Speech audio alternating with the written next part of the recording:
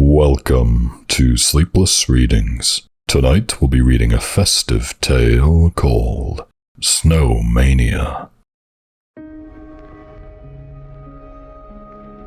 It was a rare occasion to hear my doorbell. I had just gotten comfortable on my couch, sipping a beer after a hellish shift, when it rang one evening. I gritted my teeth, knowing there was only one arsehole who would dare to be so obnoxious. Fucking Clark.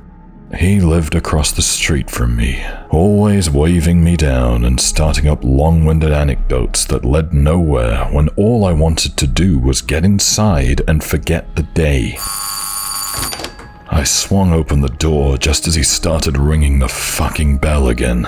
Happy holidays, Kev. Just came over to bring you a gift and some treats. He greeted me, his arms full with an extravagantly wrapped present and a tray of gingerbread cookies.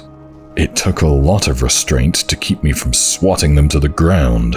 Grudgingly, I took them from him and turned to set them down in the hallway. Well, thanks, Clark. Happy holidays to you, I muttered. He followed me right into the entryway, taking a look behind me at my bare living room. So, Kevin, I wanted to let you know that we're going to be leaving town for a bit, he said, a smile still plastered on his face. I was hoping you wouldn't mind doing me a favor. Sure, I sighed, expecting that I would have to give a cat food or something. He beamed at me, his smile somehow stretching even wider. Oh, that's just terrific, Kevin. So if you could just pick up my newspaper for me, that would be grand. Don't want any burglars knowing we're away. I nodded my head, hoping that he would be on his way. Instead, he used it as a launch pad for one of his pointless tales. I struggled to find a time to interject and send him back home. After he didn't give me one, I cut him off. Clark, I have had a busy day. I have to get to bed soon. I'll take care of your paper, okay? Have a good trip. I opened the door for him. He thanked me profusely, then he was finally gone. I growled, looking over at the present he brought over. Chances are it would be something inane. I picked my beer back up and drained it, then the other 5, before I crashed out on my couch. The next morning, I had nearly forgotten about Clark's intrusion. It wasn't until I was leaving for work that my memory was jogged. Looking across at his yard, I was greeted by 4 snowmen. They smiled over at me. Clark, his wife, I could never remember her name, and their 2 children were all represented in snowman form. I shook my head at their campiness. They must have gotten up early to make them before they left on their trip, I thought, noting that their station wagon was already gone. Their paper was in the driveway, so I trotted over to retrieve it. A strange feeling passed through me as I went by the snowmen. Something uneasy. I felt watched, like they were looking at me. I shivered when I ran back by, trying my best to brush off the twinge of panic that rose in my stomach. I made it back to my driveway and tossed their paper on the porch with mine. Then I left for work, doing my best not to look at the snowmen as I drove by. It was a late day for me. I had long forgotten about my weird morning until I pulled in. Their frozen smiles greeted me, giving me that sick feeling all over again. Clark's Christmas lights must have been on a timer. His dazzling display was blinding, doing nothing to help my throbbing headache. I tried to pretend that I was jogging to my door to get away from the flashing lights, but deep down I knew I was scared. What for, though, I didn't really know. My hands were shaking so badly that I fumbled the keys and they fell to the porch. Once I finally got inside, I locked the door immediately. I was being insane, and I knew it. After checking through my blinds to make sure they were, in fact, just standing there, I felt stupid. Of course they were.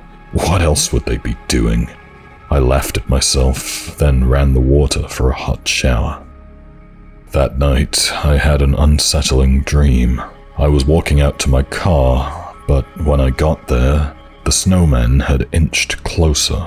Every time I looked back, they had gotten a little closer. I started to panic, realizing that they were alive.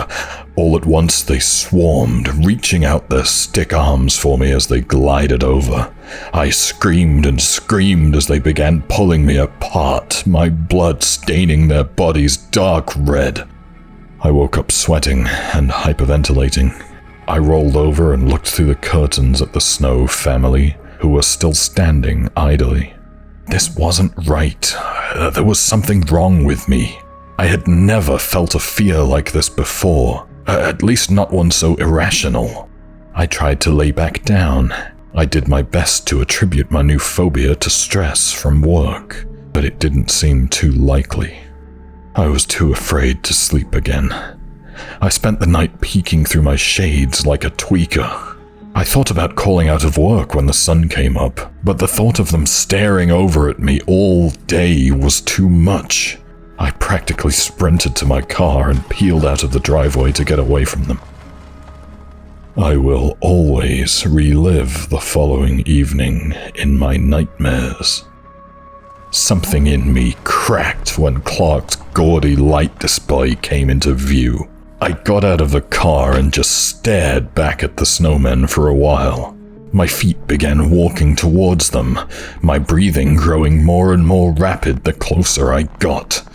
I could feel my eyes welling up with angry tears. My throat felt tight. Hey you! Leave me alone! I bellowed at them, standing right in the middle of the road. They looked at me cheerfully, not reacting to my shouts. I let out a frustrated cry, taking a few steps closer. Fuck you! Stop looking at me! I screamed, completely unhinged. Spit flew from my mouth and my fists clenched up. I took a few more staggered breaths before I charged at Clark's snowman. The savage blows I landed to its head took it clean off, but it wasn't enough to snap me out of my rage. I punched and kicked at his avatar until all that was left was a pile of snow and garments. But I couldn't stop there. I stomped and kicked at the powder, scattering it up his driveway. I looked at the other three, their faces still smiling even after they witnessed their father's massacre. I couldn't take it anymore. I rushed at his wife and gave her a good shove. It's hard to describe what happened. The only way is to be blatant.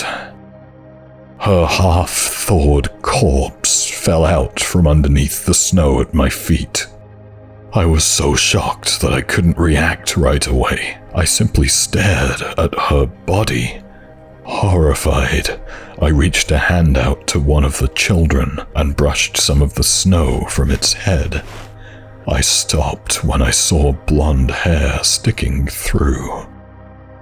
Clark had always been a bother to me, a dreadfully boring middle-class moron, but never in a million years would I have guessed that I lived next door to a murderer. He had planned it so well. Nobody suspected that he could have ever done such a thing. I finally got around to opening the present he had bestowed me before fleeing. The sick son of a bitch got me a globe, which he had crudely painted a red question mark over.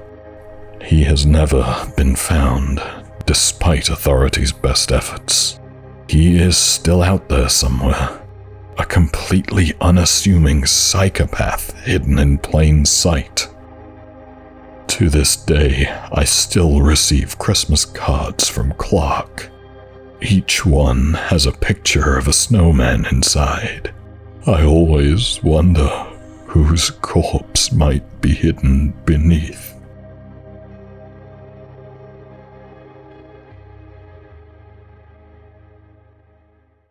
Thank you for listening. That was Snowmania. Don't forget to like the video, it does help to boost the channel. Leave a comment for the algorithm. There's new stories every Sunday. Not to mention the shorts on Tuesdays and Thursdays. So subscribe.